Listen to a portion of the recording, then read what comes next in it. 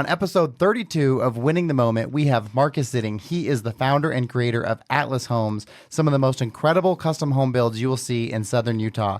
This is a fun conversation where we talk about the ins and outs of construction and life itself. Stay tuned to the end. I know you're going to love it. Please like and subscribe.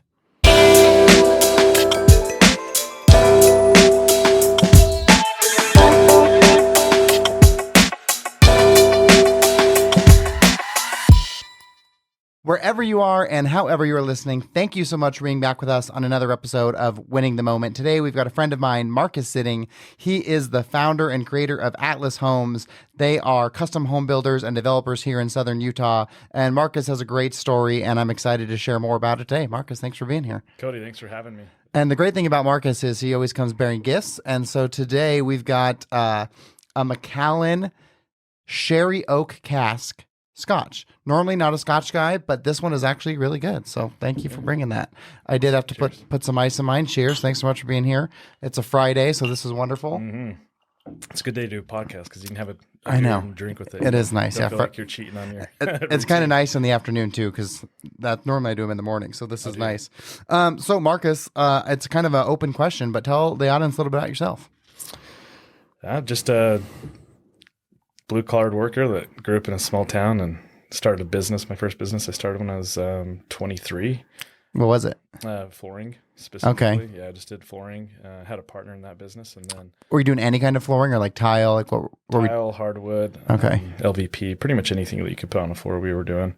A lot of custom homes, tile and showers and things like that. Worked for some really good home builders in town and kind of watched them and learned from them a bit, some of their supers and project managers. And then realized that with my upbringing and from my dad, I just knew how to do most of the trades that it takes to build a home already.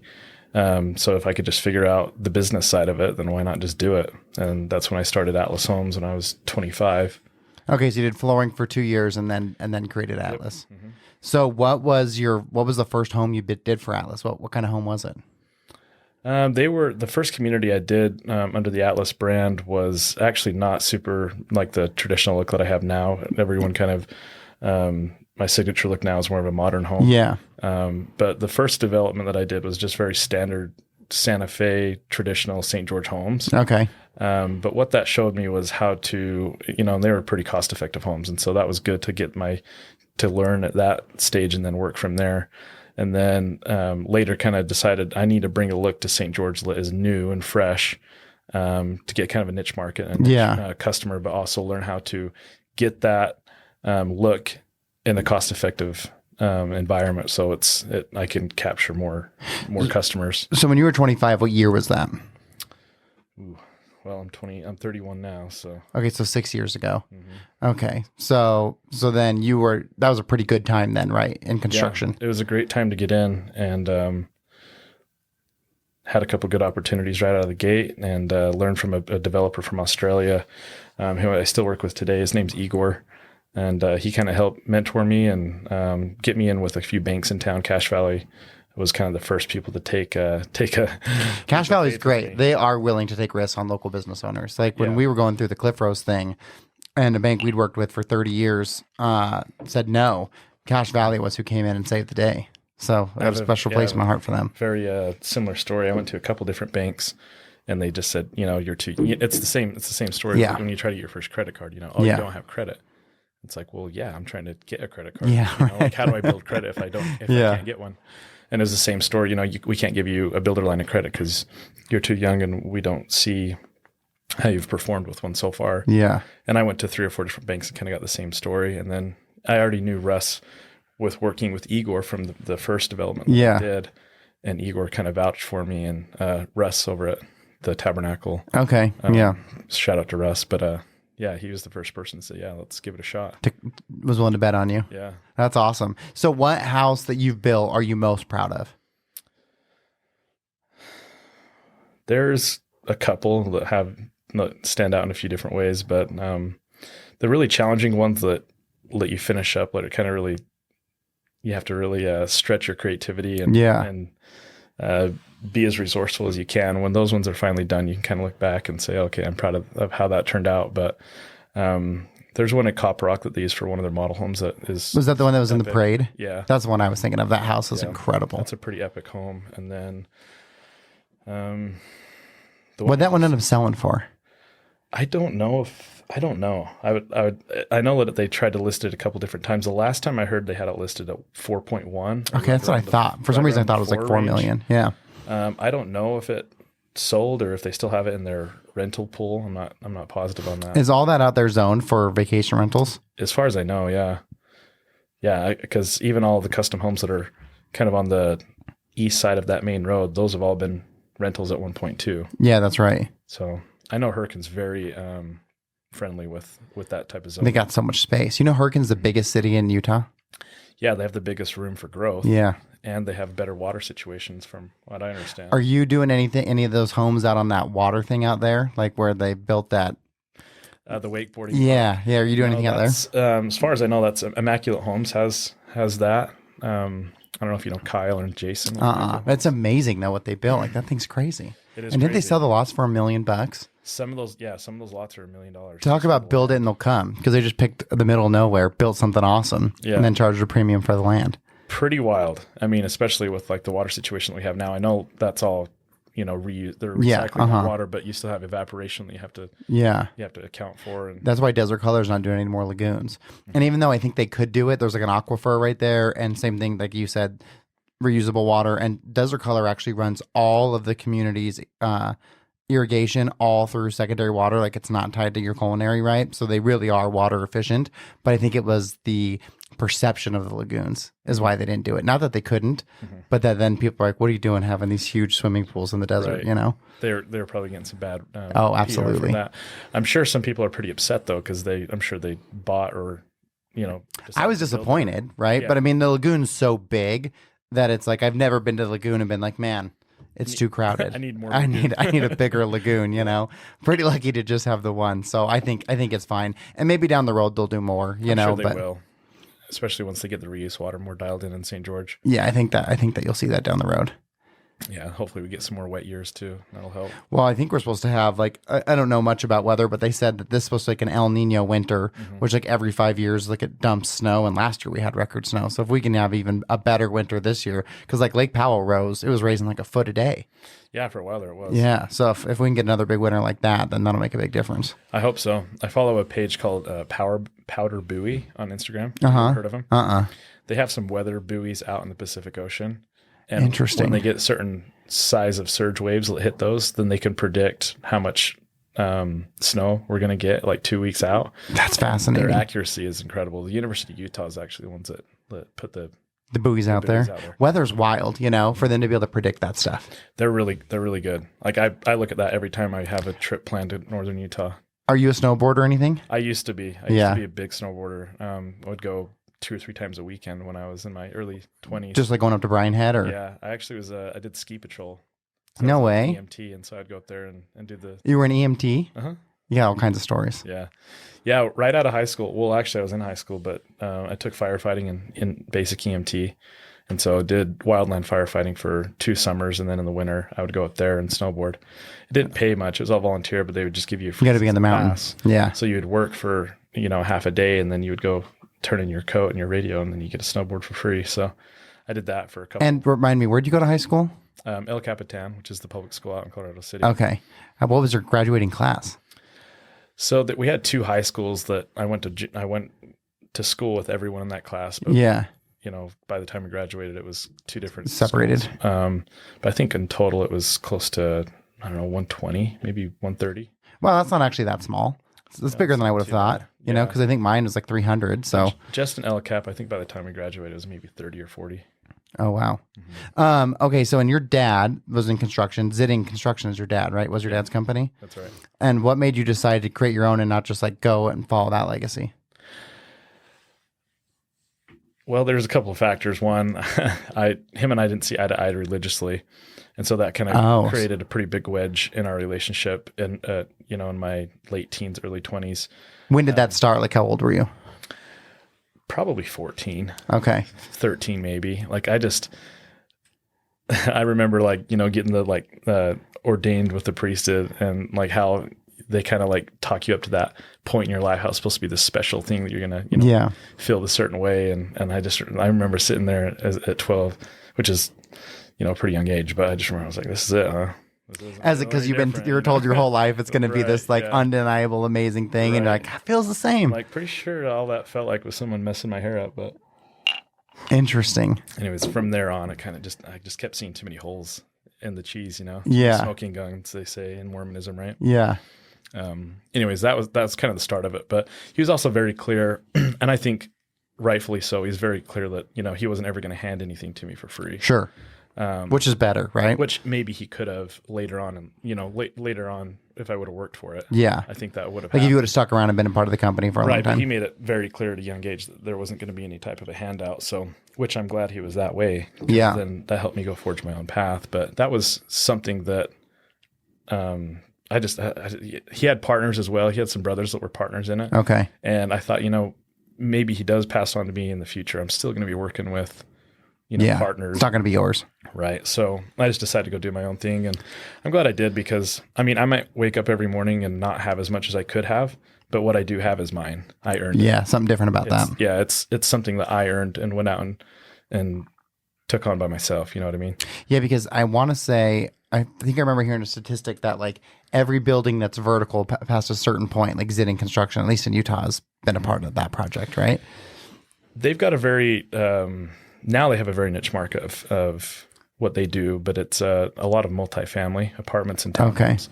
And for Utah specifically, like they're kind of the go-to for commercial framing in that market. That's what I thought. Yeah. And so they've got a pretty good strong grip on that, but they're also all over. They're in Denver. They've been in California before. They're actually more, I think they're bigger in Vegas than they are in Oh, Utah. really? Yeah. Wow. I think they produce more in Vegas than they do in Utah for the most part. And for Atlas, because you obviously in construction, you use a bunch of subs. So how big is your team? Is it just you and then you just run all the subs? So I subcontract everything out. Yeah. I have assistants, and I have, you know, I've got like my office assistant and then my field assistants, but I sub everything out, like even my accounting, everything. Smart. Let those people do it. And there was times I did try to do it all, and it was just the bandwidth. I got to the point where I had to dedicate my bandwidth to what I was good at. Yeah. Pay the people to do what they're good at. Isn't that such an important lesson, that do what you're good at and find people who are good at the things you're not good at? Because when you try and do stuff that you're not good at, you're going to fail anyways. Yeah, I think you're kind of setting yourself up for a subpar job at the best. Yeah, right. It's not going to be professionally done. I mean, you might get okay at it, but what I have found is if I stick to what I'm good at, I'm going to make enough money to take care of myself and pay someone who's a pro at what they do. Yeah. And then it's just going to be a better situation for the company altogether. What is your favorite part of building? Like, what do you love the most about it?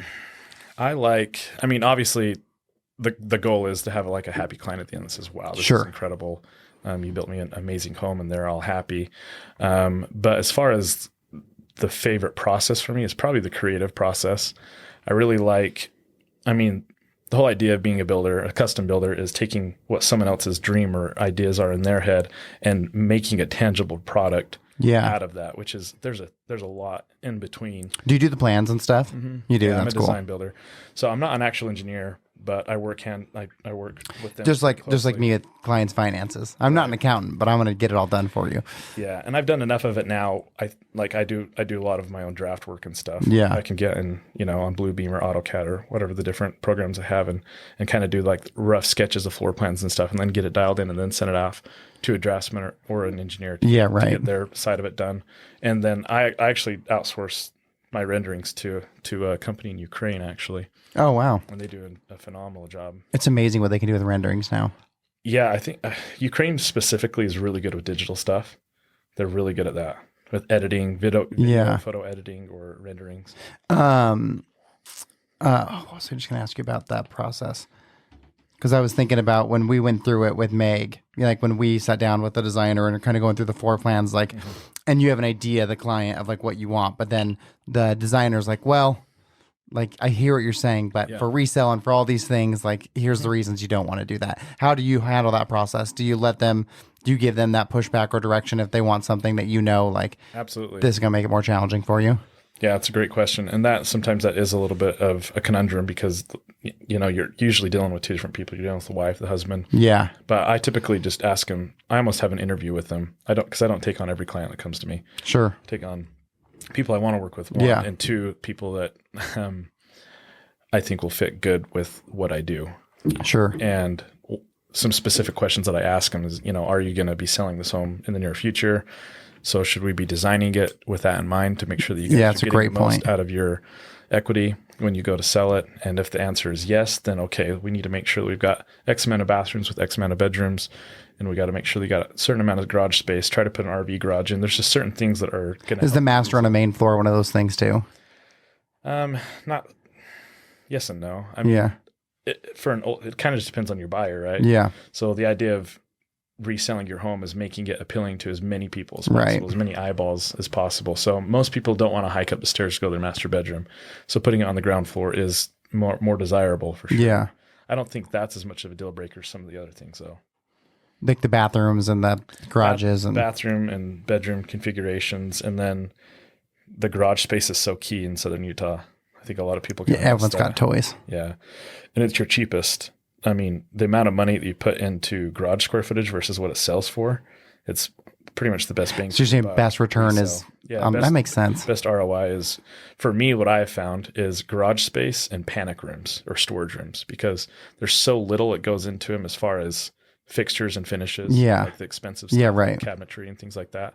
But less homes have it, and so it's kind of a premium. Yeah, for sure. Inherently. So I've seen people with not that great of houses, but they've got a storage room and they've got an RV garage and they sell really well. When you do garages, are you taking it higher and longer, or like what's the most important thing in a garage that you found? Higher and longer.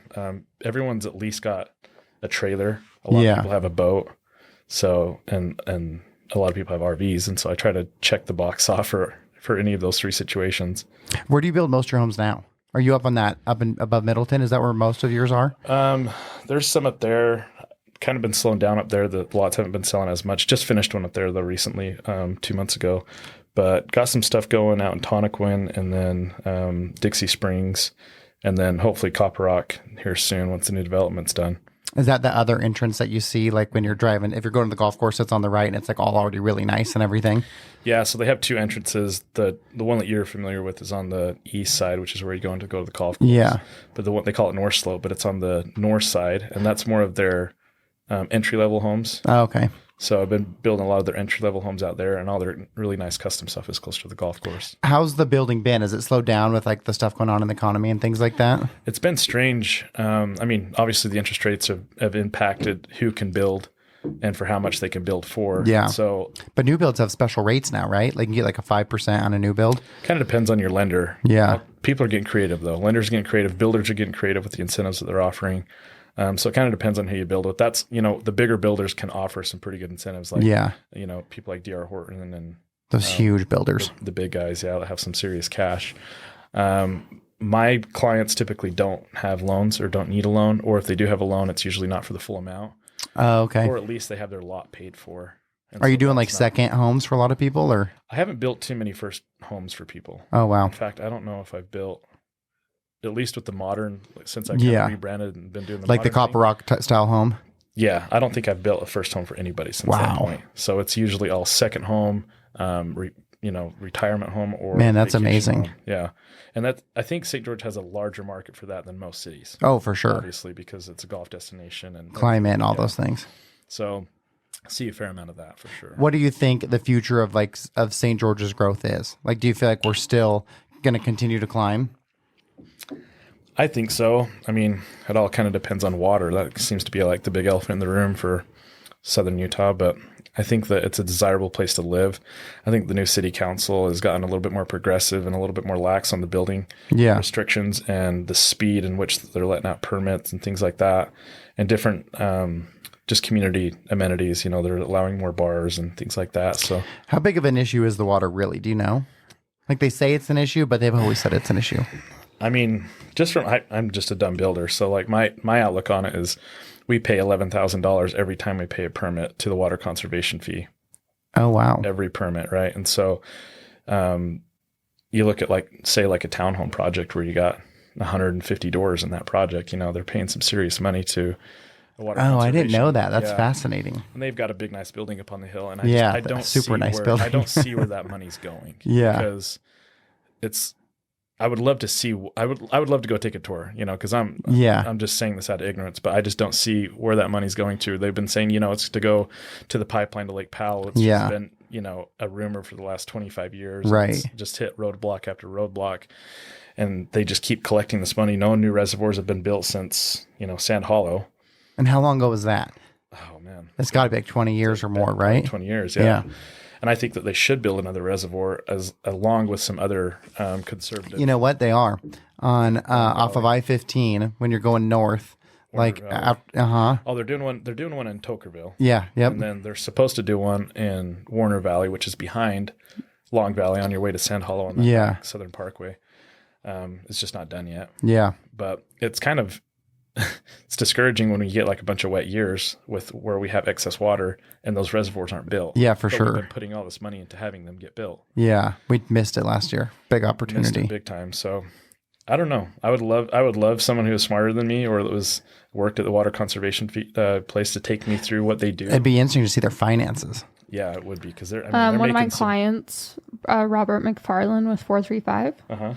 He's the political guy. He just had one of the big wigs at the water conservation group. Oh, interesting.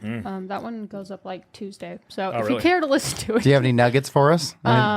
So they're like with everybody on board, if the builders can make sure that all the homes are being built with these standards, then we'll have water for like 20 years. That was kind of the overarching message of it. But anyway. I think they need to do some more educational stuff. I mean, we don't build the most effectively in St. George.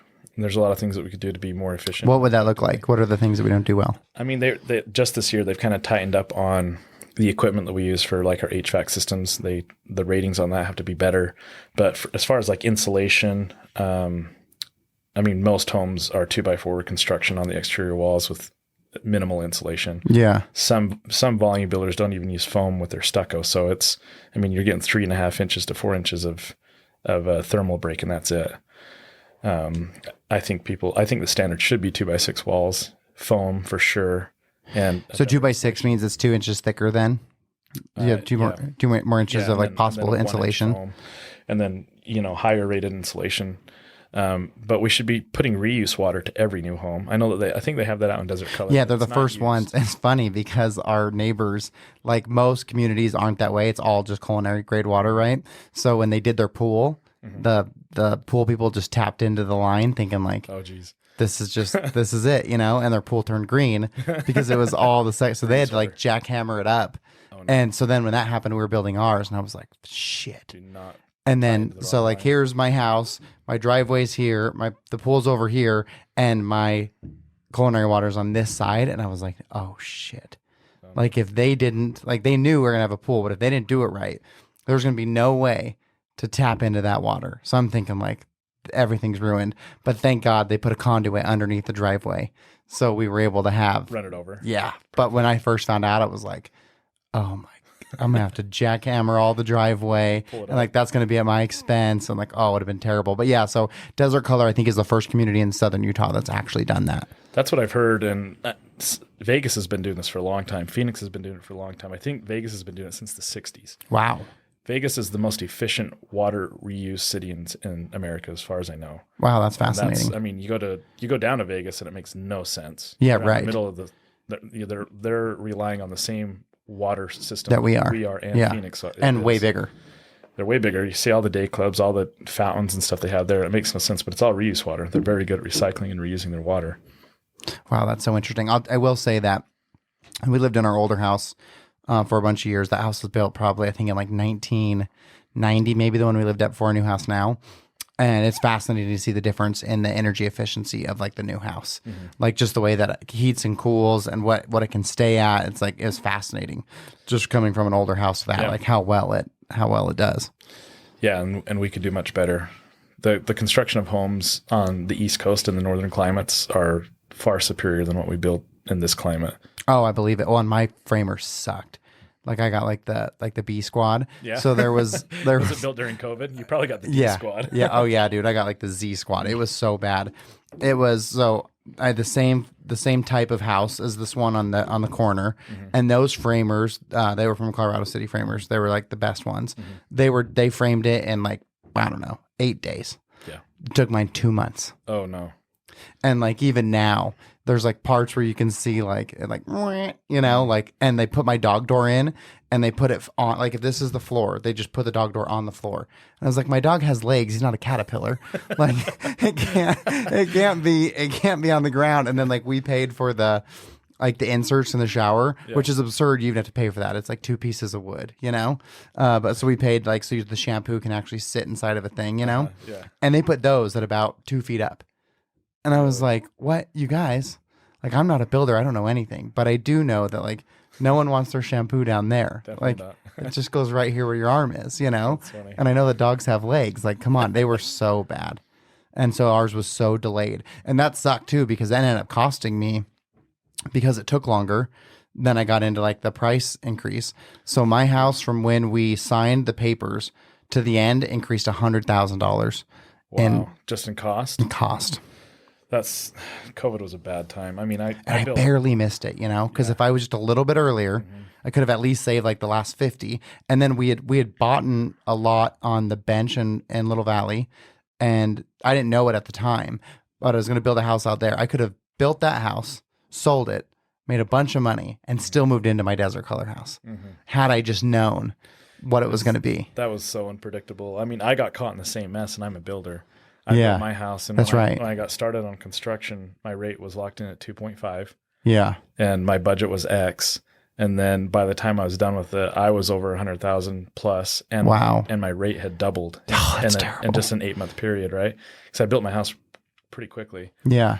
as fast as you could in COVID. Right? Yeah, right. But I doubled my payment just because of Oh, because the interest rate. right. That was a thing that like I had to keep reminding myself, as angry as I was, because I felt like we agreed to a price. And if like everything went cheaper, you wouldn't be like, hey, good news. Right. You get a refund, But at the same token, that builder could have just sold my house and made infinitely more money Sure. than selling it to me. Which your builder did try to do with a lot of them. Oh, really? Uh-huh. And it's almost like, A lot of builders try to do that, try to back out of their contracts and say, actually, and I couldn't have really held it against him, because it's like he sacrificed, like in our circle alone, probably $1 million of profit for himself. yeah, I heard a lot of builders during that time. It was kind of came back crazy. and says, you need to either pay this much more, which some of that was. That's what it was. Was warranted. That's what they said. Right, You and- pay this increase or you lose your house. Right. And they would have then turned around and sold Yep. that for much, much more money. Way more. So yeah, it was a bad time. And it felt shitty to just know that they had me by the balls. Yes. You know what I mean? Yes. Like, because I'd already sold my house. Yeah. I sold my house before. I was renting it. Like, and at that point, because everything had changed so much, I couldn't have even, like, had I not had my contract on the house that went on the open market, I couldn't have even afforded to buy it. Right. And then if you would have gone and tried to build another house, the inflated prices are still there. So I was like, damned if I do and damned if I don't. That was very hard for me, like mentally, to get through that process. What I tried to, because I'm in a similar situation as you, I just try to zoom out mentally and say, okay, let's look at this on a 10-year scale, though. We're going to see a dip, and then it's like the overall trajectory of Southern Utah is going to look good. Yeah. You know what I mean, so That's what I told myself too. I'm in the only cul-de-sac in Desert Color currently, and this community is going to just continue to blossom. Yeah, you got in there at the ground level. Yeah, so. right at the very beginning. And I saw that's what sucked is I took that gamble. I didn't perceive it as a gamble, but that's why they were priced the way it was. Because it's kind of like, who wants to live out there? There's nothing there, Lagoon wasn't done, any of that stuff. But I just believed in the picture. And so I took that, and our house was supposed to start in March of 2019. And I don't think they started until like July of 2020. So like, had I got it when I was supposed to get it, I'd have been sitting But pretty. they're just so busy. So busy. Yeah, that was a crazy And it was also time. the city too. Like they weren't able to Keep up. like permit them quick enough. Like they were just waiting for the city to like actually like plot it and say, okay, that's a lot. Yeah, I mean, yeah, the city was way backed up. I waited 6 months on a permit. See, that's what they were saying. Yeah, it was bad. And like, how do you plan? You can't plan. No, for you that. can't. So you're really like the city had everybody by the balls too in a lot of ways, because some people would buy their lots and sign contracts and get their plans done and put it into the city, and then they had to wait 6 months, and that's out of the builder's hands and out of Yeah. the consumer's What hands. what caused that? Do you know? Like, is that still happening now, or was that like, It's a lot better now. was it because there was just so much happening? There's so much happening, and they didn't have enough bodies in there to help. And I don't know if it had anything to do with maybe their softwares and stuff. I know they've updated all their inspection softwares and things like that, made it more automated. Oh, and then I'm sure COVID just made that worse, compounded it. Yeah, COVID was tough for them too because they're a government body, Yeah. you know, so they had to, like, we couldn't be on site with the inspector while they did inspections. That's which crazy. Which is a huge disconnect because, say, they're doing a 6-way inspection where they're looking at 6 different trades, or say a final inspection where we're looking the whole picture. If you're not there as the builder or the superintendent to walk with them and see what they're pointing out and picking out, you're just getting a paper at the end of the day. It could be very vague on what you failed on. Then you're... Well, and maybe if you're able to have a conversation, it's like, oh no, actually this, and that. And so then it's like, oh, okay. And so that would delay it even that much further. And then they'd come out and do it all over again. So it just kind of turned into a guessing game half the time on what the inspector needed you to do. Oh, that's terrible. Yeah, it wasn't fun. I mean, the money was good. The profits were good. Yeah, but right. Everything else sucked so bad. The stress, I don't know that it was really worth it. Couldn't get materials, couldn't get subcontractors, couldn't get quality Yeah. work done. Even the good subcontractors. Oh yeah, because that everyone we was had, charging so much, right? All your subs are like, well, Or pay they're me too this, busy. or I'm not going to do it. It got so cutthroat where it was like, oh, you want me to do that? Okay, well, this is my new price for this month or whatever. Or I'm too busy. Sorry. And you got to, like, you had the D team, Yeah. the Z team on your house. Oh, dude, I did. And it's not that your builder wanted to use those guys. Of course not. No. They were just trying to get your house done. So, yeah, it was tough. I had a lot of that happen, and then you got to deal with the warranties after that. Yeah, luckily my builder just opted to not do them. he just forgot about him. Like they put the wrong window. So like I've got like my kitchen, like my dining room area is right here, and then I have a living room area right here, and they put one of the windows that should be in the dining room in the living room, and they're different windows, and so like one windowsill is this thick, and the other one's that thick because the window's different, and so like my blinds like stick out Oh, weird. because the windowsill's the wrong size. Yeah, to fix that, you got to rip the windows Oh, out. a and that's huge big- expense, right? It's big probably like expense. 10 grand. Yeah. And so I even told them, like, look, figure out how much it is, tell me. And then I was going to be like, just if it's 10 grand, give me 5 grand, I'll leave it. And you save 5 grand and I get 5 grand. Right. They just opted to just never get back to me. It was not good. It was not good. It's not good. And you're the same builder do all those houses Yeah. there in that cul-de-sac? Yeah. Busy. Yeah, they were. Any other one? Yeah, they were doing a lot of houses at that time. It was challenging. So how many homes in a year do you do? The most I've ever done single family homes has been 30. And those Holy those shit. were more your entry level homes. There was a couple semi-customs in there. Still 30 is a lot. That was a lot. Yeah. And during COVID I did I think 12, but they were all customs. So Yeah, right. 12 customs is way more work than 30 production homes. Is there a sweet spot do you find in home building? Like if you're building a house, like this is the optimum square footage? What do you mean by that? Like, is there a sweet spot that most people want? Is it like 4,000 square feet, 3,500 square feet? Like, is there a number you found that like this size of house will generally get you the things you want? Yeah, 3,500 square feet is a pretty good magic number Yeah. for people that have 3 or 4 kids. Okay. But if it's just a single family with 1 or 2 kids, 21 to 2,200 square feet is plenty. Usually. Yeah. I mean, obviously everyone's different on what their wants and needs are, but a lot of it's just about how efficient you build the home. Yeah, right. How you use the square footage. Yeah, how well does your floor plan flow? Are you utilizing the square footage to the maximum efficiency? One thing that I see a lot of designers or builders do is they do these big master bedrooms with tiny little bathrooms and closets, where research has shown us that only 30% of your master bedroom, typically 40% of your master bedroom space is actually used. Oh, for sure. You're not doing anything in there. Right. You spend more time and more actual spaces used Yeah. inside of a master bedroom, closet. And Yeah, it makes bathroom. total sense. And so I actually do pretty small bedrooms typically, smaller. Yeah. And I do much bigger bathrooms and closets because I try not to do, I don't look at a bedroom saying, okay, like they're going to need a nightstand there. And I'd put all of that in the closet. usually. Yeah, that's how ours is. Like we don't have we have nightstands, but that's it because all of our clothes are in the closet because we have like the built-in drawers and all that, which I way more prefer. And even my bedroom's bigger than it needed to be because like we ended up buying some like chairs and stuff just because it looked weird. Yeah. That's on my top, like what's the top of my bang for buck upgrades in homes is a closet system. Yeah. Because by the time you buy a dresser and maybe a piece of furniture to set your TV on, you're going to, like, for nice furniture, you're going to be $5 or $6 grand just when in you that. when you think about it, by not having to buy any of that, it really paid for the closet. It does. Yeah, I never thought of it that way. In fact, those were the two things I wanted to do the least, because Megan wanted to do like a custom closet, because like what our builder was going to give us was just like a shitty, like, what's that Paint wood grade. called? Just paint grade. Yeah, PDF, like just shit, you know? And also what's interesting is, so my closet has like this wall, it's kind of like a square, right? And they're only going to do it on half of it. So like all of that would have just been wasted. Yeah, which is like, what's the point of having a big closet if you're only using half of it? So she really wanted that. And then my office, she wanted to do like the custom like office, you know, like cabinets and everything. And that was one of the ones I was like, oh, Yeah. I don't know if I want to do it, but I'm so glad we did, because we have the 10-foot ceilings. And so in my office, it goes to that. There's not a desk I could have bought that would have ever given you like visually the perspective that ended up giving. Fit that and space and well. right, you could have never fit the space in the same way.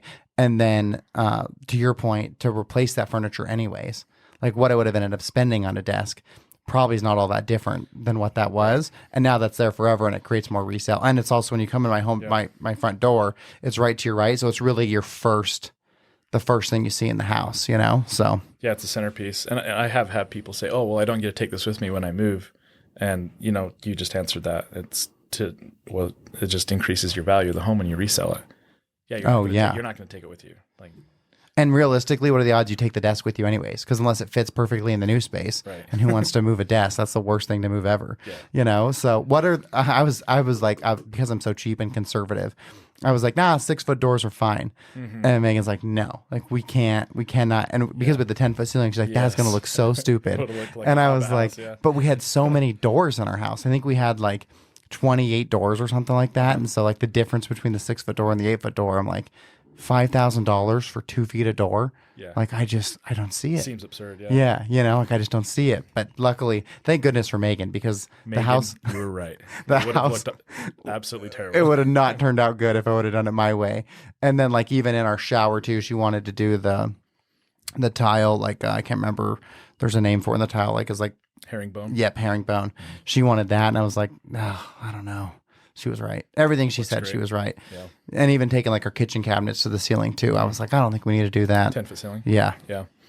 Yeah. It makes sense to go to 10 feet with your cabinets, because otherwise you have this weird gap, which is just a dust shelf. Yeah, and you're just putting shit up there just to fill it. Yeah. I mean, I don't use my cabinets that are 10 feet high, but they just look so much more It does. aesthetic Yeah. rather than have that weird gap at the top.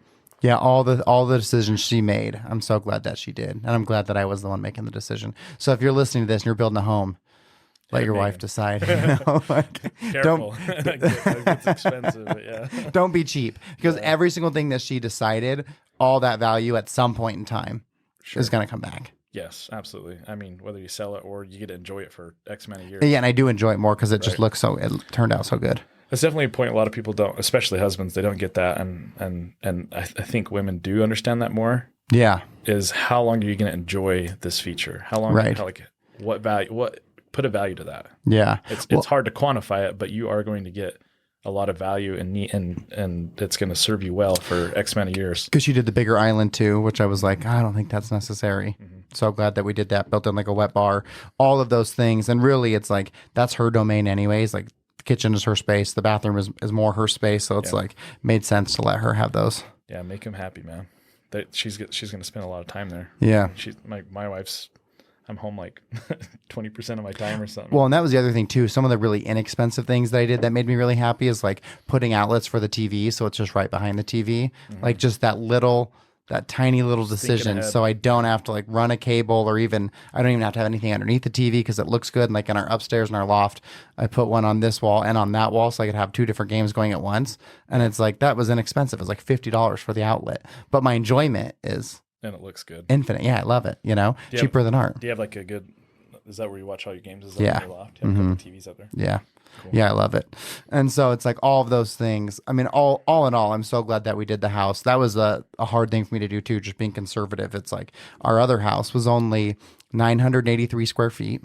Oh, wow. Yeah. Me, Megan, 2 kids, 2 dogs. Wow. And my mortgage was $600 a month. And so it's like, just like for me, being the conservative person who was like, this is great because no matter what, we'll always have a roof over our head. Yeah, like you could sell tacos. on yeah, the side I of could the street sell and be fine. anything, Yeah. you know, like there's no way we'll ever not be okay. Yeah. And so to make that leap of faith and to like put your faith in the universe, like it's all going to be okay. That was a hard thing to do for me. It is scary, and it is, I mean, most people's biggest financial decision they'll ever make in their life. And so being a builder, I mean, you're dealing with a lot of emotion there too. And it is scary for a lot of people. Well, I tried to remind myself of that too when we're going through the COVID shit with our builder is like, he's getting this times 100. There's 100 people who feel the same way I do. And so much of it is out of their control, but they're getting all of it, you know? Like, so I just tried to remind myself, like, imagine being him. Yeah, I had a lot of those clients where their rate lock was going to expire, and it would make, I mean, a few of them, it would have made it so they couldn't even afford to be in their home. They would have for sure. They would have had to walk away. Absolutely. And then I would have been stuck. I mean, I could have resold the home. Wouldn't have been terrible for you. Yeah, it wouldn't have been terrible for me financially, but it would have been terrible for me reputationally. Yeah. So, you know, because if you give someone a timeline and they tell their bank that, and that's when their rate lock expires, everyone's going to look at you and say, what the hell? But that's a big responsibility. During COVID, it was so many things were out of the control of the builder as far as scheduling goes. I mean, we were getting delayed months on 1 or 2 different products that were just delayed because they were critical path. Yeah, we even had to change our baseboards. Yeah. From like, I don't know what the measurements are, 5 3/4 to like 5 1/4. Because it was like, if you want the 5 3/4, we have to wait 45 days for it. And how trivial is that? It just seems so silly. Like all it takes to build a baseboard is a piece of wood, right? Yeah. And then a machine, like a CNC machine and a lathe that produces it, right? It's not even that big of a deal. So the baseboard stuff, that happened. That wasn't even the hard ones. The hard ones were products like stucco. Where like white stucco ran out during COVID. Just stucco, period. Oh, really? Products. You can even get foam. Oh, So, I remember that. It was critical path stuff where you couldn't take a step forward without it, right? Yeah. And so it was delaying the build of a home by 2 months on some people, and so it got really scary. For something like that, that's just like, what are you gonna do? Yeah, it was terrible. So I had multiple homeowners that were just like.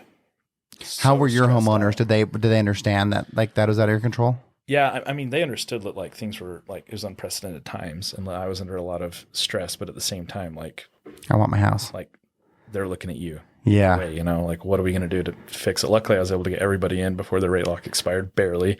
One client, I had him in 2 days before. Oh my And it was just like total. Like I was working every single day, all night. It's terrible trying to get them in, but they ended up getting in and happy, and they have a beautiful home now. So luckily, what a wild thing, man. That's just so much pressure for you because the home is, like you said, that's one of the biggest buying decisions of any family that they'll ever make in their entire lives. Yeah, the most money I ever made is the most hair I ever lost in a year. Would you do it again? I wouldn't do COVID again. No. I wouldn't trade how much money I made for how much bullshit. It was crazy in COVID, just the money that was there. I got a nice delivery. Nice. You want some of that goodness? Yeah. Hey, grab your glass. Oh, what do you mean? Don't be stingy. Come get a report. Oh, you want me to report? You want another cube or are you good with one? That's good. Okay. Just pour up him another one. Yeah, I wouldn't want to do it again, but Okay, so here's a question for you. yeah. Okay, so I find that oftentimes in life we know the answers to things, but we can't see them because we're just too close to it, right? So I want you to think for a minute while Blake's getting his glass. What advice would your 85-year-old self give you today? 3 things, but take a minute. Think about it. Okay. And then I've got mine. I'll tell you what mine are. Because I did this. That's a great question. I did this exercise. Do you know who Lewis Howes is? You ever heard of Lewis Howes? I have. So he's got the podcast School of Greatness. Yeah. And I went to his summit, the Summit of Greatness, and he did this exercise with us. Blake's getting a mega pour. And I found it to be just fascinating. Because like what I got was the understanding that I realized I had and how much better it made me feel, even though it was like I already had it anyways. But it was like just the process of thinking about it that gave me that reassurance. Rediscovering it. Yeah, exactly. So a lot of people say this, but it's not. It's about how much time you spend with your loved ones. Doesn't matter how much money you make or what kind of car you drive. We're all getting to the same destination. Yeah. Right.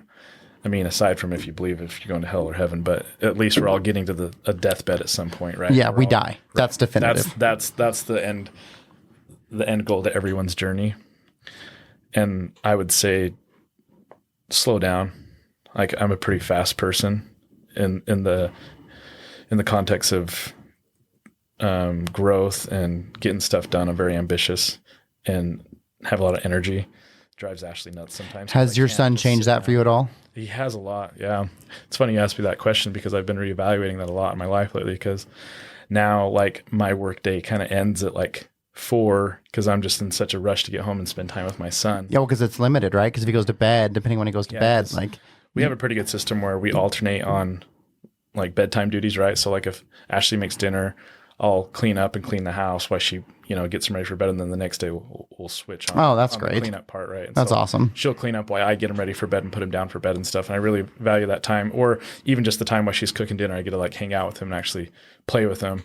That's very important because before I had a kid, I would get home at 6 or 7, and if I did that now, I wouldn't even get to see him before he was in bed. Yeah. So a lot of times now I get home, hang out with him before he goes to bed, and then I'll work from my home office and do some stuff yeah, after he's asleep. And I like that. Slow down. It's funny too because it's counterintuitive to like if you were to pop onto social media and like listen to the whoever the people are who are giving people advice, to be like, you got to get up at 5 o'clock in the morning and go, Stay hard.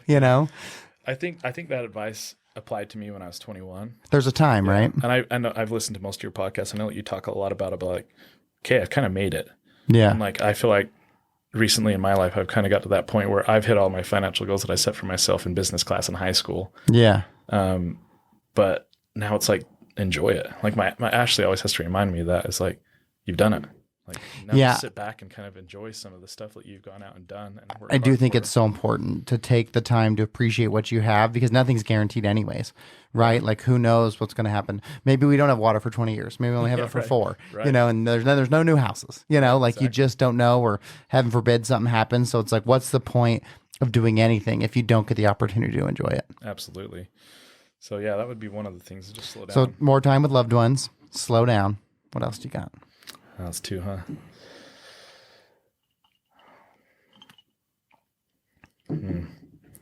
I'd say invest in the right people, invest in the right relationships. I know that's actually really good. I've kind of, I had a really bad problem when I first moved to St. George, where I just want everyone to like me because I was, kind of the odd kid out that didn't grow up here and didn't have any friends here. And so I spent a lot of time and resources in just like having a lot of friends and doing a lot of social stuff and making sure people could all go to the lake and have them on my boat. And you're a very social person. Well, even just like bringing the scotch today, it's like no one else does that, but you do because you're consciously aware of like, I want to make an impact. Yeah. Yeah. And I mean, I've just had to dial that back and just make sure that I'm allocating those resources to the right people. I love that. And like tighten the circle and just make sure that you're doing it for people that appreciate it and that are going to be around. That's such good advice, especially for the people out there who are predispositioned to be people pleasers. Mm-hmm. You can live a real unhappy life as a people pleaser. Yeah, I think it kind of can turn into a monster that you're absolutely having to feed. And I found myself in that position when I was 24. Started my first business. I said I'd start my first business when I was 23, but I was actually 21 when I did the flooring. I did flooring up until 25. Okay. So by the time I was 23 or 24, I had my first boat and like had enough money at that age where, people were kind of already starting to gravitate towards me. Just because I had the resources provide things, to have fun. Right. Yeah. And then by the time I met Ashley, she's like, you have just a lot of clingers. You know that, right? And I was like, what do you mean? She's like, you just have a lot of people riding your coattails. Aren't really your friends, but they just hang out with you because you have the means to make sure they have a good time financially and resource wise, right? Yeah. And I was like, no, you're wrong. You're wrong. And then after reflecting on that and kind of looking around, it's like, oh yeah, like you're right. No, that's really good advice. And when you are doing things for people to like in that people pleasing fashion, and then once you finally are like, oh, I'm gonna stop, then they're like, what's wrong with you, dude? Yeah, what's going on, man? Yeah, what's your problem? Why didn't you invite me? Yeah, that's a lot. That's a lot to juggle. And the statistic is that you're a different person every 2 or 3 years. I believe that. And let your friends kind of change as you change in those 2 or 3 years, which I think is healthy for most people. Well, I think it's important, right? And I think that if you're growing, and it depends really on who your friends are, because if they're growing too, then you can do that. But if some people, as you grow, start to no longer appreciate you, then that just means that they're just stuck, right? And so you got to find someone who's now in that next space that can help be a catalyst for you. Yeah, right. Hang out with magnets that are going to kind of Right. going to gravitate to the same space and not push against each other. Okay, so I'll read you mine from when we did it. Yeah, I'm curious. Okay, so mine was, this is kind of interesting. Our first one was both about time. So you said spend more time with loved ones, and I said your most valuable asset is time. Right? Because time's infinitely more valuable than money. Yeah. Like when you're younger, you want money, but when you're older, you want time. Right? Sure. The thing you can't have. Number 2 was don't waste any energy on who you're supposed to be. Instead, be who you are. Okay. Not all that different than picking your, like, because that's kind of just being true to, like, let me just be who I am versus who all these people around me want me to be. Yeah. Right? Kind of similar. That's interesting. And then my last one is it's all going to be okay. That's You great. know, I have a tendency to worry, but it's like the worry that I have today about something tomorrow I'm going to get through it anyways. Yeah. So what's the point? That's great. Ashley is she's that for me, right? Because I worry, like I stay up at night worrying about stuff, you know, and every time I get and when I get into that space, I kind of retract. Yeah. And she notices it. Like, Yeah. I don't think it's noticeable, but she notices every time. She's like, hey, what's going on? Yeah. And I'm always kind of like, what do you mean? She's like, no, I know you're stressing out. Like, Because you're thinking on the surface, like, Right. what should you be talking about? I'm calm as can be. I'm Right. good. But she's always the one that says, Marcus, I've never seen you not figure something out. It's going to be fine. Yep.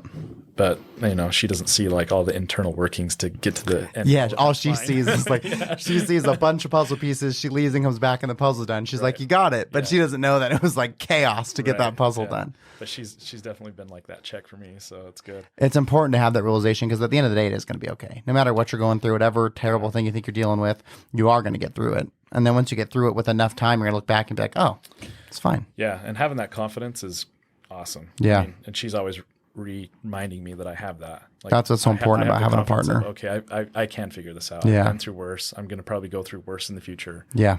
It's going to work out. Yeah, life is cyclical, right? It's not, there's no such thing as always having good times. And there's also no such thing as always having bad times. Whatever one you're in, it's not forever. Yeah. It's always up and down. It's crazy. I mean, we've all seen the memes of like what success really looks like. Yeah, This is right. what All the people all the think it looks chaos. like, right? It's funny because younger, I definitely thought you were just climbing a mountain steadily Yeah. to the top, you know? Didn't realize that there were so many mountains along the way. Yeah. Success reminds me of a stock chart. 100%. So you zoom out, you know, you look at Apple and you zoom out, but if you're zoomed in on, you know, Those last 2 one seconds, bad month, 2 minutes, it it's could be like, oh, wow, he yeah, sucked. it's not good. Yeah, it's funny too because it takes the good analogy with the stock market is it takes so much longer to succeed than it does to fail because it takes forever for the stock to climb, but it can go to zero in a second. It sure does.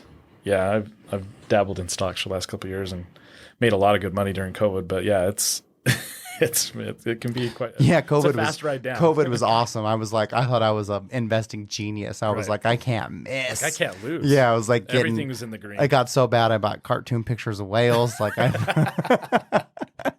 Yes. NFTs got you. Yes, too. NFTs got me. I'm still crawling out of that one. Damn.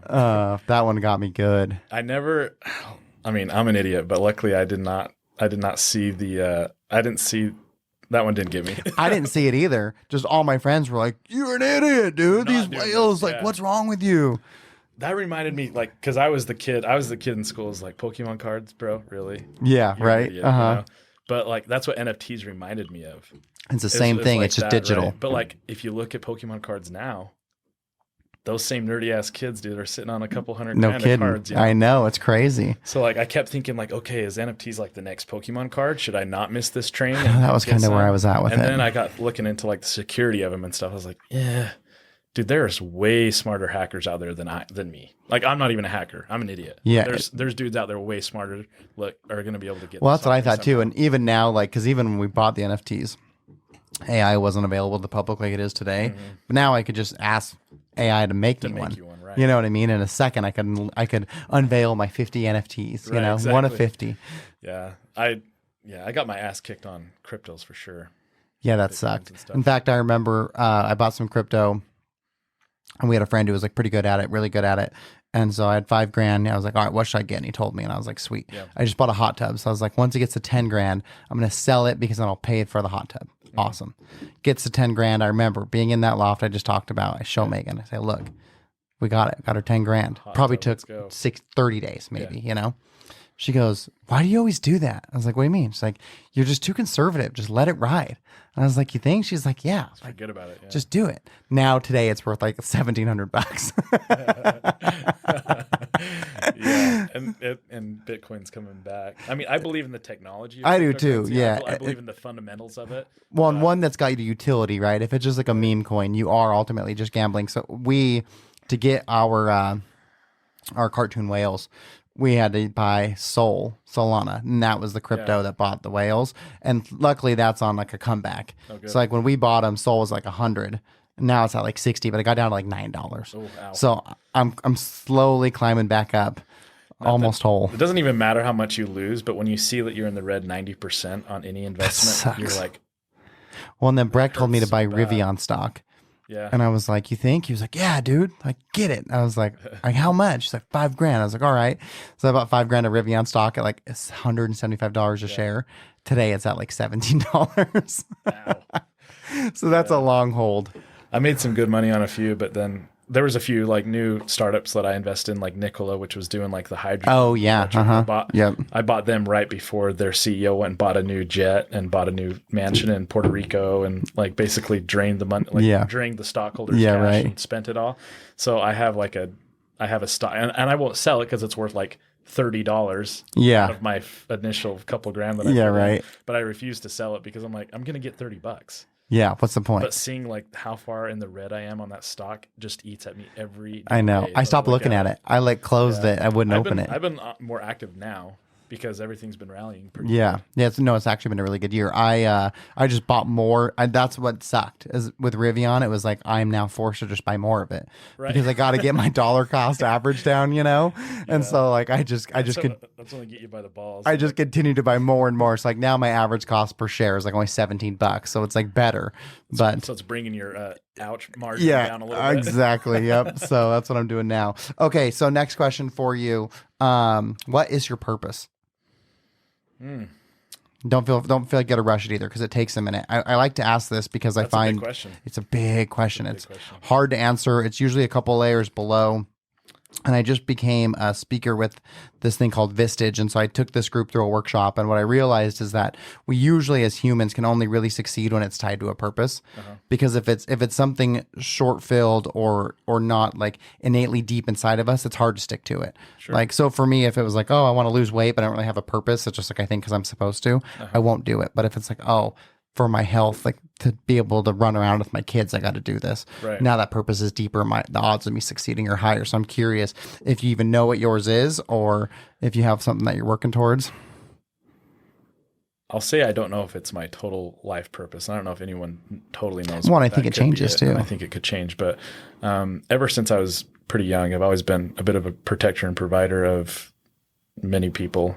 And recently my dad passed, and so I've even like broadened that scope on people. Kind of taking some more of your family under your wings. And just different friends have kind of been tumbleweeds or haven't had the same type of grounding that I've had or the same means. And so I think that's always been something that I felt like is somewhat of a purpose or calling for me. Yeah. And I take it pretty serious about making sure that the people that I care about are looked after. Yeah. Whether that's just a phone call to check in on them or You are good at that. or just So I think that's only going to expand, obviously, as I have more of a family. Yeah. I think I'll always kind of fill that role for more than just my own. Yeah. I think that's one of them. Right now, my purpose is, providing a service to the community. I try to build an aesthetic, beautiful home at a pretty cost-effective price that's efficient, that I think will be the new building standards in 10 years versus like what the building standards are now. So you're already building to what you believe the standard should be. Yeah, the Atlas Homes standard is far more efficient and effective as far as Well, and visually appealing too. And when I went to your house at Copper Rock, I was like, I knew you built good homes, but walking through it and seeing it was like, holy shit, this is amazing. Yeah, and a lot of people see that final product and they don't really get to see what goes into the bones of making a more efficient home. So there's a couple of products that I like to use that I think are the future of wood framing. There's obviously other methods of building homes that are even more efficient, whether it's concrete, 3D printing, which I think is going to be something that is going to be that's crazy. An amazing technology that can be implemented at first for more volume track homes that are very simple floor plans. Yeah. Kind of like the copy paste. outlook on it. But for custom homes, I use a system called Zip System, which is basically a laminated sheeting that goes on the outside of the home, and then you tape and glue every single penetration on the home. Oh, wow. It's like no moisture or anything like that can get in. Yeah. So in fact, it's so airtight that you have to do a makeup air system so that when your AC kicks on or your heater kicks on, you actually have to allow fresh air to come in so it doesn't vacuum seal your entire house. Wow. So my house, for example, the minimum, they do a blower door test. I'm sure that you got one too on your home, but you have to do a blower door test is one of the final processes of finishing a home. And you can get the worst score you can get is a 3.5 on your blower door test, and that's basically measuring the leakage of your house. Once you pressurize it, they're seeing how much air can escape from your home. And with just a couple simple processes that I've come up with, the last 2 homes that I've had have been under 1%. Wow. So that's amazing. Under 1% of air is escaping the envelope of the home. But that also means less moisture is escaping. Yeah, right. No bugs are getting in. So it's actually kind of a multifaceted benefit, if you will. So I think that's what people need to do as a standard option. Yeah, especially in the desert for so many reasons. Yeah, it's just literally dollars leaking out of your house. Yeah, absolutely. Right? And energy. That, yeah. You know, at the same cost as a regular house. Like my cost to build that per foot, I've got it down to science where it's the same as a regular semi-custom home from another builder. Wow, that's really cool. That's an awesome selling point. Okay, so then obviously with winning the moment, so much of it is about being present, but I think it's important to have something that, I think as humans, we have a tendency to overestimate what we can do in a year, but underestimate what we can do in like 3 years. Mm-hmm. So I like to think of like Jim Collins and Good to Great, the big, hairy, audacious goal, right? Is there something that you're working towards that's 3 years down the road? Like what, if you have one, what's your big, hairy, audacious goal you have right now for yourself? Having more kids is obviously like in my cards, and so that's like a big thing for me. Like, how many kids do you want to have? Probably 3. Okay. Maybe 4. I don't know. It's more if the recovery wasn't so bad, and if we would have got started sooner, we would have more than that. Yeah. But we kind of waited till we were a little bit older, which has its benefits as well as it has its right. Has its pros and cons. You're still not old. Yeah, not old, but for the woman specifically, once you wait to 30, it's like, okay, well, you have a limited amount of time. Yeah. I think it's more of a benefit for me mentally to have kids later on. Because I'm not a kid having a kid, right? Yeah, right. A little more figured out beforehand. So that's kind of like in the next 3 years, obviously. Business-wise, just more efficient development. I'm kind of starting to lean more in towards commercial development right now. The last 2 years, I've been doing more townhomes, TI warehouses, things like that. But definitely stepping more into the development role than just being a custom home builder. So it'd be more of a turnkey package of taking raw dirt into, a finished community. That's awesome. That's kind of like the next 3 years for Atlas Homes specifically. Do you and Ashley hope to get a girl next, or is it you guys just open to just, obviously everyone wants a healthy baby, but if you ask her, she would have all boys. Really? I'm a little bit on the fence. Like my little brother had a girl, and it's just different. It is different. Yeah. I'm terrified personally of having a girl that looks like Ashley and acts like me. Like, that's a terrifying thought for me. So I would be okay with just boys too. Yeah, easier. I think if I did just have boys, I would always feel like I was missing out on something. There's something different about having a daughter. It's cool. Yeah. I'm really so thankful and blessed to be able to have, a healthy child of each, because they're just so different. They're not similar in any way. Yeah, I wouldn't be opposed to it, but I'm definitely a little terrified of it. Yeah, it is a little bit more scary. That's for sure. Okay, so then the next question is, what's the biggest win you've ever had in your life? I've got a couple. I don't know which one's the biggest. I think a big win for me is leaving the community that I came from and kind of spreading my own wings and developing my own sense of self and purpose. And was that hard? Yeah, it's the hardest thing I've ever done. Yeah, to come from like such a tight-knit, unique, closed-off community to like being able to have the freedom. That's almost like scary to have such a little bit of freedom, to have infinite freedom. Yeah, and there's a lot of hazards with that. And for sure, of course. A lot of people kind of go off the deep end. Right. Go from so much control and oversight to none of that, and then they decide they're going to just go out. And I definitely explored a lot pretty quickly, and that's a razor's edge. Yeah, you can get yourself into some pretty bad stuff. No kidding. Luckily, I avoided most of that. Yeah. I felt like it turned out okay, but that was the hardest thing for me. And I think that was, and ultimately one of the biggest wins for me, For because sure. I wouldn't be sitting here otherwise, and I wouldn't have, I feel like I really like my life. I hope most people do, but I love my life, and I wouldn't have it if I wouldn't have made that choice at a pretty young age. It was very pivotal. Do you think your 12-year-old self would have ever believed you'd have the life you have today? Or did you kind of always see that for yourself? I think at 12, I was pretty terrified of doing anything that wasn't in the cards laid out in front of me. Sure. 'Cause out, where I grew up, you get to kind of see what your path is, right? You got a lockstep. This is what you're going to do. Right. Follow dad. Predetermined. And then once you're done following dad, you're following your priesthood leaders and so on and so forth. And so anything outside of that was definitely an unknown, which is scary and daunting at that age. But I think at 12, maybe not 12, but at least 15, I knew it wasn't for me. Yeah. And I knew that at some point I was going to have to figure it out on my own. And luckily, my dad was a very independent person. He kind of lived his lifestyle out there more independently than most, but he showed me how to be confident and how to be a go-getter and work hard. And ultimately those traits are what helped me succeed when I decided to step away from that's that. interesting. It's like you kept the good things that you learned from that community, created your own new ones. So many good things. Yeah. So many good things. I Because wouldn't change you that. wouldn't have you wouldn't be the successful builder you were without the upbringing you had. Absolutely not. I can't. My childhood was amazing. That's awesome. Well, even to hear that you love your life, because you're right. Not everyone feels that way. In fact, I bet you there's probably, I don't know what the number is, but I bet you more people are unhappy than happy.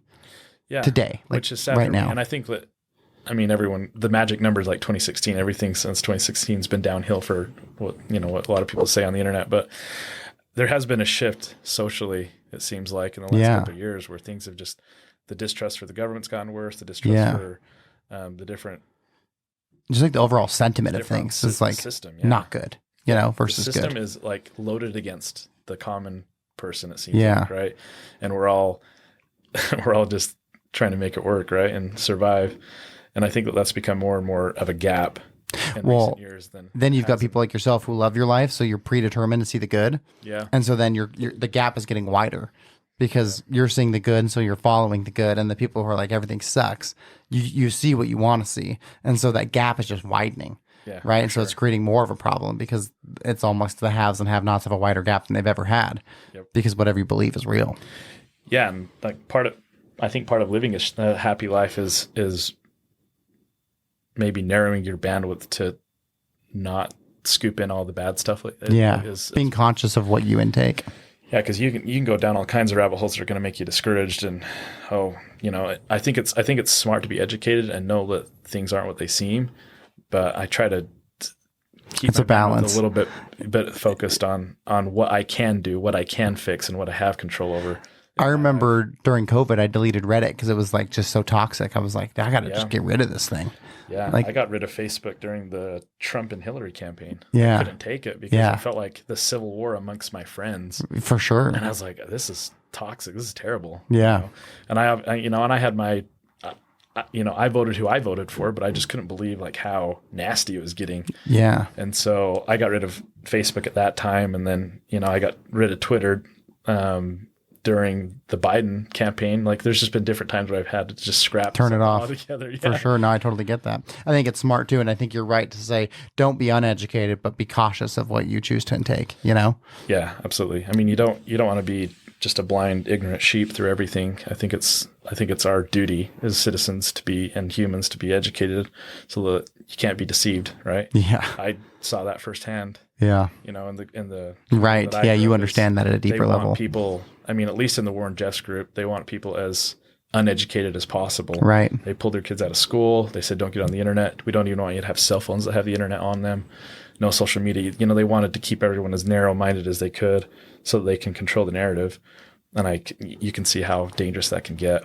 Oh yeah. That's why the whole Twitter thing and like the information that they would or wouldn't put out was so important because it's like, let everyone just have the information, decide for themselves, Like no one needs to be the information police. Just let it all out there and take what you will from it. Yeah. And people are going to gravitate towards what they're drawn towards. Right. And yeah. part of the reason I left the community I was in was because of the internet. I was kind of like one of the first because I grew up without the internet. Oh, really? right? That's fascinating. Yeah, I grew up without the internet, and like I remember what it was like before the internet. And it was actually a friend of mine. He came to me when we were probably 16 or 17, and he said, "Hey, have you read the CES letter?" And I was like, "No, what's that?" And he says, "Well, it's a letter that a current Mormon historian sent into the higher ups, asking them some pretty spicy questions that were these smoking guns in his mind, and was just asking for clarification. And then this is kind of the response and the correspondence of that." And I was like, "Oh, that's interesting." And I put it off for a while, and then finally I was like, you know what? Like, if I know that that's out there, and I choose not to go investigate it, then what am I doing to myself? You know? How interesting. So how did you, like, what was the means for you to get to the internet at that time? I'm trying to remember how I read that. Did you have it in your high school? We had the internet in the high school with a lot of proxy server bands and stuff like Okay. that. I think what I ended up doing was I might have asked him for it. I think he gave it to me because I remember having to hide the physical copy. Oh, so like he printed it for you and gave it to you. So you were even getting like a printout of the internet. Which is not good, right? You know, parents find that it's not good. not good. So I remember reading that and then only understanding a small bit of it. Yeah. But what I started doing is asking some of those same questions to my dad Sure. and to other people that were smarter than me, like, "Hey, like, what do you think about this?" And then seeing their response was very similar to what the church was saying. I was like, "Oh, okay. So we're not that far off from." Was that response like put it on the shelf? It's not to worry about A lot today. of them were. Yeah. Or a lot of them was just, that's propaganda, or no, this is what Joseph Smith did. It's like, well, go Google that and you get a totally different answer. So those were starting to be the smoking guns for me as a kid. How interesting. So Wow. Okay. thank goodness for the internet. No in some kidding, regards, right? Yeah, no, it's as good as it is bad. Okay, so what's your biggest loss that you've had then? My philosophy and something I say to myself all the time is there's no loses. You only win or you learn. You know that's a Nelson Mandela quote. It might be. It is. Yep, He said it is. that verbatim. My dad used to quote it a lot. Yes. My dad used to say that to me a lot. So that's kind of where I picked it up at. So I'm speaking at SUU in their entrepreneurial speaking series on Tuesday, which is December 5th. So whenever I speak, I always like to go look and see if there's a historical date that cool. ties to that, just because that way the audience knows, like, Yeah. There's an app for that. there is? There's an app that I have that's kind of like this date in history. Oh, that's great. I got And it. then it tells you, if there's something like Yeah. that, or a speech, or someone died that was important, or someone was born that was important, or a historical moment like a battle or whatever. Yeah, right. It's a cool app. Because I like it, because then the audience knows, like, okay, like this is specifically for us. Yeah. Like he didn't just, it's not just this generic Run-of-the-mill. thing. Like He's gonna there's say something this to another tied to university today, next week. And so on December 5th, it was when Nelson Mandela died. And so I looked up quotes of his, and I just probably told Megan this quote today. And his quote was, "I never lose. I only win or I learn." And I thought, man, that's brilliant. And when I ask people a lot of times what their biggest loss is, it's usually a question I have to ponder, because once you move past it far enough, It's a learning experience. yeah, and it's something you wouldn't change. You know what I mean? So really, does a loss ever exist except for currently? And so I think it's pretty serendipitous for you to rip that quote off, because I did that this morning. Well, I'm just a hack, man. I'm just plagiarizing Nelson Mandela. My dad used to say it a lot to me, so that's kind of where I picked it up at. And isn't that interesting? Because who would have ever thought your dad would be quoting Nelson Mandela? He probably did not know it came from him, to be honest. Right. He wasn't he was a big reader of religious text. I don't think he was a big reader of Well, philosophy and who's to say that stoicism, even anything like that. maybe Nelson got it from someone else? You know what I mean? Everything's been said by someone And that somewhere. same quote's probably been said slightly different by many people. Yeah, like Michael Jordan or Wayne Gretzky. Right, You know, exactly. I have regrets, so I can touch on some of those. My dad passed fairly recently, 2 years ago. I wondered if that's what you'd say. And, we had some differences, and we kind of let that separate us, and didn't have a lot of communication for a couple of years there. And then before he died, we were starting to get more. At first, we just got kind of kosher, and then after that, he would actually engage in conversation. Did you know he was sick? I can't remember. Was it sudden? It was sudden, yeah. He got COVID and then developed into pneumonia, and he was gone within a month. Wow. So it was quick. Yeah. So, we all thought he was going to pull through, but he was in St. George when he was sick, which is great for me, right? Yeah. Because he was 5 minutes from my house. Yeah. And so I took that time to sneak myself into the hospital.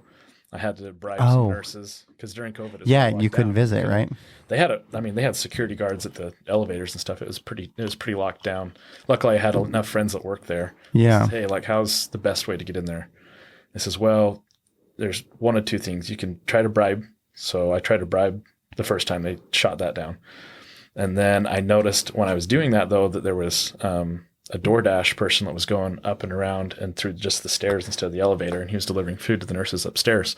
And he had a mask on and everything. Yeah. I'm just going to grab food for my dad and act like I'm a DoorDasher. And so I did that every day. No way. Yeah. That's a great story. They caught on to me like the third day. The floor nurses caught on to me. And so I started just bringing them coffee and Yeah. treats and stuff. And I was all masked up and put on the PPE to go into the room and stuff. Yeah. And so they were pretty cool about it.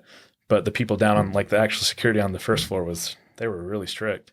Wow. What a I took- fascinating story. I tell that story because it took some doing to get in there to be able to talk to him, because it's the first time he had to just sit there and listen to me. Yeah. Other times I'd been with him in the last 10 years was in a social gathering or at least around family. So I couldn't really just talk to him like he's my dad. And it was just one-on-one, the two of you. Right. And he actually had difficulty talking at all for the first 2 weeks that he was in there because his lungs were so damaged. Wow. But it was good to spend that time with him. So I'm really glad that I got that. Is the regret then that you allowed your relationship to...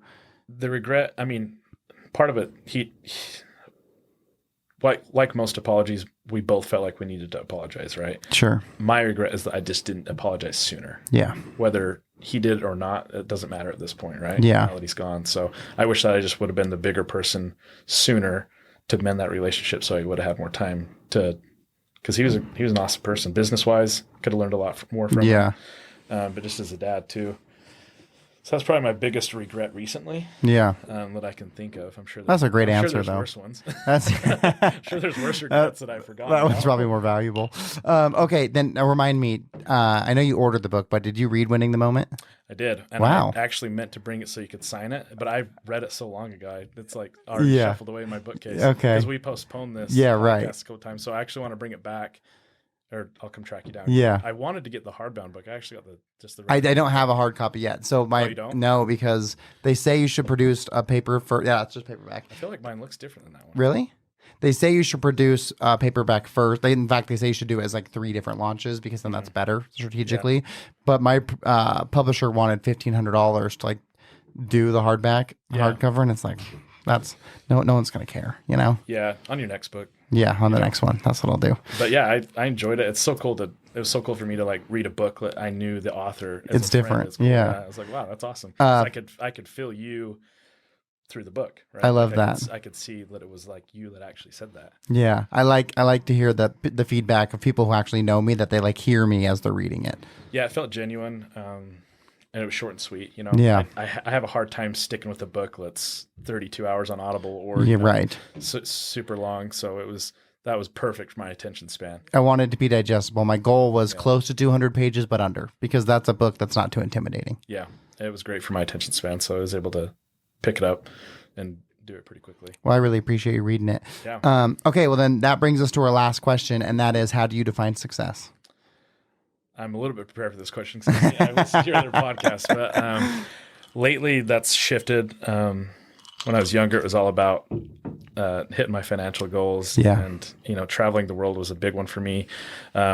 A big mentor in my life was a high school teacher who was actually in charge of the science program, and he was an accomplished scientist. Ended up, because he was from Colorado City originally, ended up teaching there, but he worked on some NASA programs, and he was super smart, and I really appreciate him. So shout out to Deloy Bateman. But one of the things that he said to me when I was graduating high school, he says, "Marcus, if you do nothing else in your life, go see God's green earth." That's great He advice. told me that, and so I kind of took it as this challenge to go out and see as much as I could. And so I've got a lot more to do, but so far I've seen quite a bit for my age, and it's been great. And that was like one of my big goals to do, considering winning, But now it's all shifted more towards being a dad and family guy. I think my biggest win and what I'm going to be looking for is being my son's favorite person through all stages of his life. because I think that if you can still be your kid's favorite person when they're 21, Yeah. 25, I think that's a huge win. And I see few parents that can do that. Yeah. And those relationships are always just like top shelf. Yeah. I was really lucky to have that with my dad. Like he was my best man at my wedding. I still do stuff with him I love all that the time. podcast you did with him. That was great. You know, it was totally different from your other guests, but I thought it was so cool that you were hearing stories that were actually, okay, this is actually what happened. Yeah. Versus, I thought that was really cool. I thought, man, like, I wish, if my dad was around and had a podcast, I totally would have had him on. Yeah, for sure. As a guest, and I would have probably learned a lot, and that would have been like a 4-hour podcast, hopefully. Yeah. A couple of these glasses of whiskey. Absolutely. It was fun. So I just went to Mexico with our family for Thanksgiving, and my son's 7 now.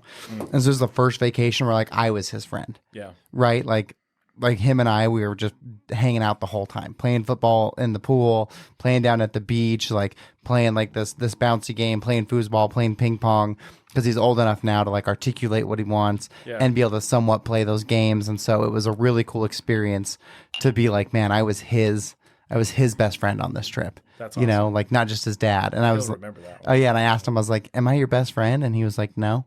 And he's like, you're my best dad. And I was like, right, but am I your best friend? He's like, no. And I was like, but who would you rather hang out with than me? And he said his friend Blake. And I was like, right, but who do you have more fun with? And so I was like trying to get him to say it, but he just wouldn't, You're really fishing for the compliment from your son, weren't you? Looking for that validation. But I think you're right. That's such a great perspective. It's easy for them to admire and look up to you when they're younger because you provide so much for them, but to keep that relationship through their life, that is challenging. I think it's challenging one, but I think it's key. I obviously had a great relationship with my dad when I was young. I think he might have rushed me growing up too quick, too soon, maybe because I was his oldest son, and out there it's all about just working hard and getting on with your life, having kids young and starting a family young. So I felt like I was like an adult to him a little too soon. Sure. I definitely want to kind of slow that down with my son and enjoy him being a kid for a long time, as long as I can, but having that fine balance of teaching him how to be a man and how to transition into that space in his life. And so that's like been on the forefront of my mind. And then obviously part of that is juggling being a husband on top of that and making those adjustments, which is all the different dynamics of that. That's a constant adjustment, once you throw your relationship could be great up until you have a kid, and then you got to kind of readjust everything and make sure that you're covering your bases and giving, your wife enough attention, enough help that she needs. And so that's a constant thing for me, but I think that's my next goal and my next win. I think so far I've been very blessed and couldn't ask for a better kid. He's incredible. Yeah, he's super cute. Yeah, he's a great kid. So, and he's been I feel like we're getting broken into being parents very graciously. He sleeps all night. He sleeps 12 hours a day. Wow, 12 hours a night you're since lucky. He's been 4 months old. Yeah, lucky. So 4 months old till now he's slept 12 hours a night from 7:30 to 7:30. Takes a good 2-hour nap usually, and he's just a happy kid. And he's going to bed at a good hour too, so that's great. Also, bed at a good hour. He's really good with babysitters. He's good. He's just so chill. There's nothing that really triggers him, pisses him off, or anything. He's just such a chill kid. But that's awesome. Even when he's teething, he's not even cranky. Wow. He's always what a blessing. Mood, yeah. Follow-up question: since you've traveled, where's your favorite place you've been? I think if you're traveling on a budget, South America is incredible. Mexico, South America is awesome. So I've got some fond experiences down there. I traveled through Mexico quite a bit, and I really fell in love with that culture. South America too. But I think the best favorite place that I've been to, and I'm pretty biased towards it because it's where I proposed to Ashley, was St. Lucia. Oh yeah, I went on my honeymoon to St. Lucia with Megan. Oh, did you? St. Lucia was amazing. St. Lucia was, I think it's an island that you go to when you're a little bit older, maybe. Yeah. It's not like a ton to do as far as partying. No, it's just really chill, it's not a party island time. But if you're looking for like an exclusive place to bond with somebody, I think that's a really good place to do it. Totally agree. And it's unique in the sense that there's multiple cultures in there. That's the most fought after island in the Caribbean. Yeah. It changed hands 18 times. Wow, I didn't know that. That's amazing. Between the Portuguese, the Spanish, the French, and the English, it changed 18 times. Wow. Because it's one of the furthest south islands in the chain, and so it kind of controlled the movement of ships between South America and the inside chain islands there. So it was cool because they had French food there, they had Portuguese food there. Yeah, they have all of it. They had all of it there, and it was great. We stayed at Jade Mountain, and that's the most magical place I've ever been. That's so where cool. Tiger Woods went to rehab there. Lindsay Lohan went to rehab there. It's a cool place because it's up on this mountain, and you have to you have to have a professional driver get you there. Yeah, the driving to the resort was like that in itself was a crazy experience. I It's couldn't all believe it. mountains there. Yeah. It's all volcanic. And like the road would just be washed away and they just like go on the other side without like looking or having any. Yeah. I was scared driving to the resort, honestly. Yeah, I hesitate even telling people about this place because I wanted to stay like secret. Yeah. Because like when we were there, there wasn't a lot of people there, but they take your phone away, and they give you like an old Nokia that just has one number on it, which is your butler, or two numbers on it. It's like the butler and then like the front desk. The concierge or something. Yeah. That's crazy. And Wow, that's cool. I'm they gonna look ask that you up. how you want your coffee. They ask you how you like your eggs. They ask you a couple questions when you get there, and then like they say just shoot us a text when you're ready for your breakfast and coffee every morning. They bring it to you in bed, and it's all open air, and it's a terraced hotel, so you have to take a catwalk to your room. So it's a very exclusive Wow, room. And that sounds amazing. when you walk in, it's all open air, and you're facing the ocean, and then you have an infinity pool that goes out to the edge of your balcony, and then your bed's just sitting there in the middle of the room. Wow, that's bad. It's- How long it's were you cool. there for? We went for like 6 days, and then we missed our flight, which was the hotel's fault. So they let us stay there another extra 2 days because you couldn't get another flight out of there for a while. Yeah. It's like the best place to get stranded. No kidding. But yeah, check it out. It was a really cool That spot. sounds amazing. Where's the bucket list? Where do you want to go you haven't been? I've always been drawn towards Japan. Yeah, I'd like to go to Japan too. Culturally and food, I'm like a big fan of pretty much everything. Like it seems like everything the Japanese do is just like top tier. Yeah, that's true. Doesn't matter what it is. If it's building pianos. Yeah, or everything over there is an generators, art. It's the best. Right? So I want to make it over there soon. Yeah, I'd love to go to Tokyo.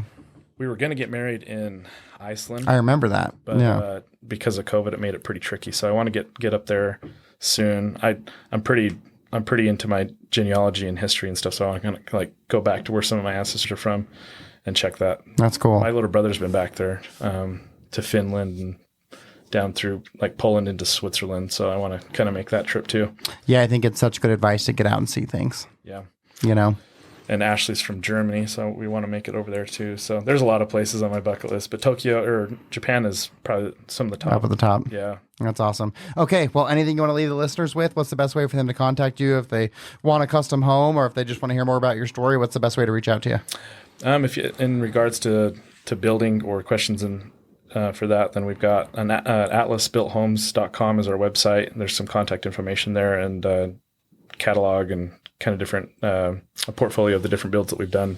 And then Instagram's always easy and convenient. So Atlas Built Homes is Instagram handle as well. Personally, Marcus_Zitting. If you want to connect or in whatever capacity, got my hands on a couple different things. I've gotten kind of back into the cattle game, the rancher stuff. Oh, wow. Look at that. Yeah, so And a DJ. yeah, a couple things. I grew up Cowboy raising, DJ builder. I grew up raising cows, and so lately I've kind of been getting back into it. It's been fun. That's awesome. Well, I'll put all of those links in the show notes too. So if you're listening to this and you want to click on it, just go down in the description. Everything will be there. Cool, man. Thanks Okay. for having me again. It was a pleasure. Thank you, dude. I loved it.